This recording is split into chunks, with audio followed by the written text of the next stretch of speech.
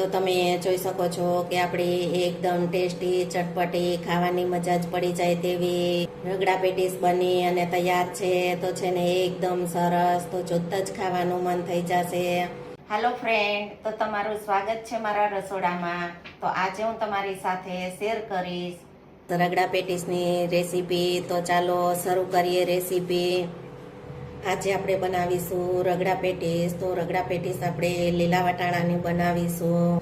તો આપણે રગડા પેટીસ બનાવવા માટે મેં 1 કિલો લીલા વટાણા આપણે તાજા અને ફ્રેશ વટાણા લીધેલા છે. તો આપણે રગડા પેટીસમાં લીલા વટાણાનો ઉપયોગ કરીશું. તો તેની જગ્યાએ તમે સફેદ સૂકા વટાણા આવે તેનો ઉપયોગ કરી શકો. તો વટાણાને આપણે સારી રીતે ધોઈ અને કોરા કરી લીધા છે. તો વટાણાને આપણે કુકરમાં ઉમેરી અને કુકરમાં આપણે 2 વિસલ કરી લેશું. વટાણા બાફવા માટે આપણે જરૂર પ્રમાણે પાણી ઉમેરીશું. તો આપણે વટાણા બાફવામાં જ આપણે હળદર, મીઠું, આદુ બધું ઉમેરી દેશું. તો આપણે સ્વાદ પ્રમાણે મીઠું ઉમેરીશું. 1 નંગ તીખું લીલું મરચું ઉમેરીશું. તો તીખું લીલું મરચું છે તે ટોટલી ઓપ્શનલ છે, તો તેને તમે સ્કીપ કરી શકો. અડધી નાની ચમચી જેટલો આપણે હળદર પાવડર ઉમેરીશું. 1 ચમચી આપણે આદુની પેસ્ટ ઉમેરીશું. તો આ રીતે જો તમે આદુ, મરચું અને મસાલા ઉમેરી અને વટાણાને બાફી લેશો તો એકદમ ટેસ્ટી રગડો બનશે. તો આપણે કુકરનું ઢાંકણ બંધ કરી અને આપણે વટાણાને 2 વિસલ કરી અને બાફી લેશું. તો આપણે રગડા પેટીસ બનાવવા માટે આપણે 500 ગ્રામ બટેકાને બાફી અને મેશ કરી લીધા છે. અને તેમાં બાઇન્ડિંગ માટે આપણે અડધો કપ પૌવાનો ઉપયોગ કરીશું.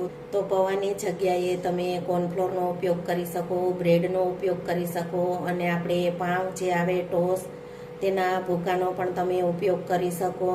તો પૌવાને પહેલાં આપણે સારી રીતે ધોઈ અને સાઈડમાં રાખી દેશું. અને બટેકાનો આપણે મસાલાનો વઘાર કરી ત્યાર પછી આપણે તેની ટિક્કી બનાવીશું. આપણે પેટીસનો મસાલો બનાવવા માટે 1 ચમચી જેટલા તેલનો ઉપયોગ કરીશું. ગરમ થઈ ગયું છે તો 1 ચપટી હિંગ ઉમેરીશું. અડધી ચમચી આદુની પેસ્ટ ઉમેરીશું.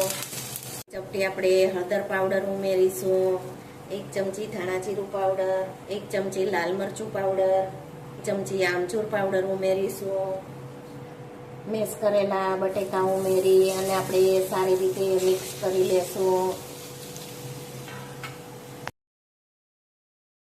પેટીસ બનાવવામાં લીલા મરચાંની પેસ્ટનો પણ ઉપયોગ કરી શકો.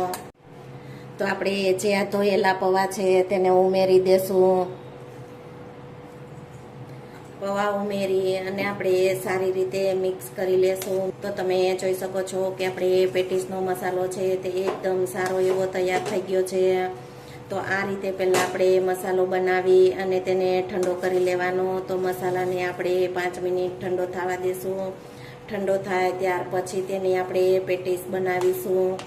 જો આ રીતે તમે ક્યારે રગડા પેટીસનો બનાવી હોય તો ચોક્કસથી તમે એકવાર આ રીતે રગડા પેટીસ બનાવવાની ટ્રાય કરજો. એકદમ પરફેક્ટ જે બજારમાં લારી પર મળે તેવી જ બનશે. મસાલો છે તે એકદમ સારો એવો ઠંડો થઈ ગયો છે. તો આપણે થોડો મસાલો લઈ અને આ રીતે આપણે ગોળ રાઉન્ડ શેપના બોલ બનાવી અને ટિક્કીનો શેપ આપી દેશું. તો આ રીતે આપણે ગોળ રાઉન્ડ શેપમાં ટિક્કી બનાવી અને તૈયાર કરી લેશું. જો તમે આ રીતે પૌવાનો ઉપયોગ કરશો તો ટિક્કી છે તે એકદમ પરફેક્ટ એવી જ બનશે. તો આ રીતે આપણે બધી જ ટિક્કી બનાવી લેવાની. તો તમે જોઈ શકો છો કે આપણી બટેકાની ટિક્કી છે તે એકદમ પરફેક્ટ જે બજારમાં મળે તેવી જ બને છે. જો તમે આ રીતે મસાલો બનાવી અને ટિક્કી બનાવશો તો એકદમ પરફેક્ટ જે બજારમાં મળે તેવી જ બનશે. તો પહેલાં આપણે આ રીતે બધી જ ટિક્કી બનાવી લેવાની. તો તમે જોઈ શકો છો કે ટિક્કી બની અને તૈયાર છે. તો તેને નોનસ્ટિકની પેનમાં આપણે તેલથી શેકી લેશું. પેટીસ શેકવા માટે આપણે તેલનો ઉપયોગ કરીશું. જો તમારે તેલનો ઉપયોગ ન કરવો હોય તો તમે બટરનો પણ ઉપયોગ કરી શકો અને ઘીનો પણ ઉપયોગ કરી શકો.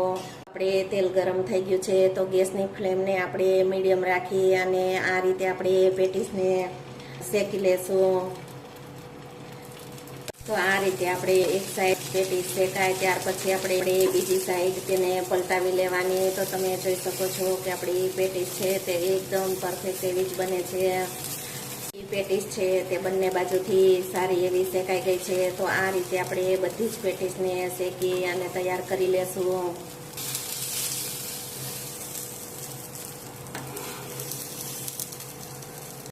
તો તમે જોવો છો કે વટાણા આપણા એકદમ સારા એવા બફાઈ ગયા છે. તો વટાણાને આપણે ચેક કરી લેશું કે 2 વિસલમાં આપણા વટાણા છે તે એકદમ સારા પરફેક્ટ એવા બફાઈ ગયા છે. તો તમે જોઈ શકો છો કે આપણા વટાણા છે તે 2 વિસલમાં એકદમ સારા એવા બફાઈ ગયા છે. તો વટાણા તમે જોઈ શકો છો કે એકદમ પરફેક્ટ એવા જ બફાઈ ગયા છે. તો આપણે વટાણાને આ રીતે આપણે કડાઈમાં ઉમેરી અને આપણે ગેસ ઉપર રાખી દેશું. તો આપણે રગડાને ઘાટો બનાવવા માટે મીડિયમ સાઈઝનું બાફેલું બટેકું ઉમેરીશું. જો તમે આ રીતે બાફેલ બટેકું ઉમેરી અને રગડો તૈયાર કરશો તો રગડો એકદમ ટેસ્ટી એવો બનશે અને ખાવાની મજા પડી જશે. રગડામાં આપણે 1 ચપટી જેટલો ગરમ મસાલા પાવડરનો ઉપયોગ કરીશું. તો ગરમ મસાલો છે તે ટોટલી ઓપ્શનલ છે, તો તેને તમે સ્કીપ કરી શકો. તો આપણે વટાણા અને બટેકાને મેસરની મદદથી આ રીતે આપણે મેશ કરી લેશું.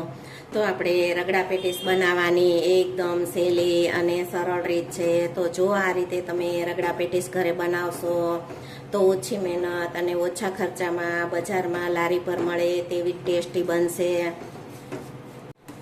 તો તમે જોઈ શકો છો કે આપણો રગડો છે તે 5 મિનિટમાં એકદમ સારો એવો ઉકળી ગયો છે અને ઘાટો પણ થઈ ગયો છે. તો આ રીતે રગડો બનાવશો તો રગડો બનાવવામાં જરાય વાર પણ નહીં લાગે, ઝડપથી 5 મિનિટમાં બની જશે. તો તમે જોઈ શકો છો કે આપણો રગડો છે તે એકદમ સારો એવો બની અને તૈયાર છે. તો આપણે ગરમા ગરમ રગડા પેટીસને સર્વ કરી લેશું. તો તમે જોવો છો કે આપણે રગડા પેટીસને રગડો તૈયાર થઈ ગયો છે. તો આપણે રગડા પેટીસને ગરમા ગરમ સર્વ કરી લેશું. તો તમે આ રીતે વટાણાનો રગડો બનાવશો તો એકદમ ટેસ્ટી અને પરફેક્ટ એવી જ રગડા પેટીસ બનશે. જો તમને આ રગડા પેટીસની રેસીપી ગમે તો વિડીયોને લાઈક, શેર, સબસ્ક્રાઈબ કરજો. બાજુમાં રહેલ બેલ આઇકન દબાવવાનું ભૂલતા નહીં તો સૌથી પહેલું નોટિફિકેશન તમને મળતું રહે.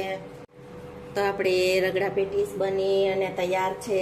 તો છે ને એકદમ સરસ. તો તમે જોઈ શકો છો, જો તમે આ રીતે રગડા પેટીસ બનાવશો તો એકદમ ટેસ્ટી, ચટપટી અને ખાવાની મજા જ પડી જશે તેવી બનશે. તો આપણી રગડા પેટીસ એકદમ ટેસ્ટી, ચટપટી બનાવવા માટે ખાટી મીઠી ગોળ આંબલીની ચટણી ઉમેરીશું. તીખી લીલી ચટણી ઉમેરીશું. તો તીખી લીલી ચટણી છે તે તમારા ટેસ્ટ પ્રમાણે તમે લઈ શકો. કટિંગ કરેલ ડુંગળી ઉમેરીશું. તો આ રીતે સિંગદાણા, સેવ અને લીલા ધાણાને ઉપરથી સ્પ્રિંકલ કરીશું. તો તમે જોઈ શકો છો કે આપણી એકદમ ટેસ્ટી, ચટપટી, ખાવાની મજા જ પડી જાય તેવી રગડા પેટીસ બની અને તૈયાર છે. તો છે ને એકદમ સરસ. તો જોતા જ ખાવાનું મન થઈ જશે અને આ જોતા જ મોઢામાં પાણી આવી જશે. તો આ રીતે જો રગડા પેટીસ બનાવશો તો એકદમ પરફેક્ટ એવી બનશે. તો છે ને એકદમ જોરદાર સ્વાદ સાથે બની અને તૈયાર. તો ચોક્કસથી એકવાર આ રીતે રગડા પેટીસ બનાવવાની ટ્રાય કરજો. પહેલી જ વારમાં પરફેક્ટ એવી બનશે અને ખાવાની મજા જ પડી જશે અને નાના મોટા બધાને બહુ જ ભાવશે. જો આ રીતે તમે ઘરે રગડા પેટીસ બનાવશો તો બજારની સાવ ભૂલી જ જશો અને વારે વારે ઘરે બનાવી અને ખાશો.